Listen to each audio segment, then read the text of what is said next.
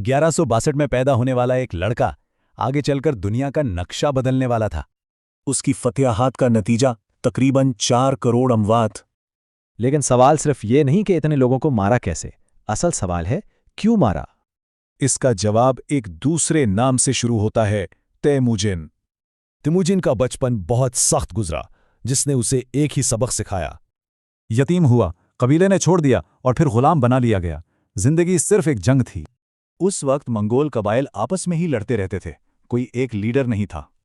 तो तेमुजिन ने पुराने रिवाजों को खत्म किया, एक नया सिस्टम बनाया जहां काबिलियत देखी जाती थी, खानदान नहीं। इसी नए सिस्टम ने मंगोलों को एक किया और 1206 में उसे जेंगिस खान का नाम दिया गया। उसकी फौज तादाद में कम होने के बावजूद एक नाकाबिले शिकस्त कुव्वत थी।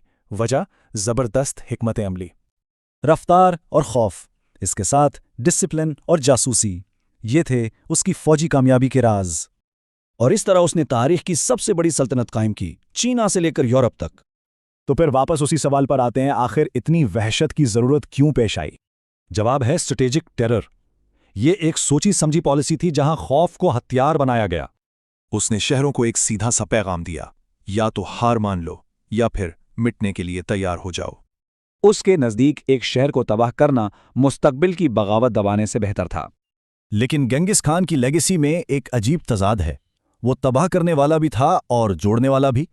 तो वो क्या था, एक जालिम फातेह या एक दूरअंदेश हुक्मरान? शायद दोनों ही।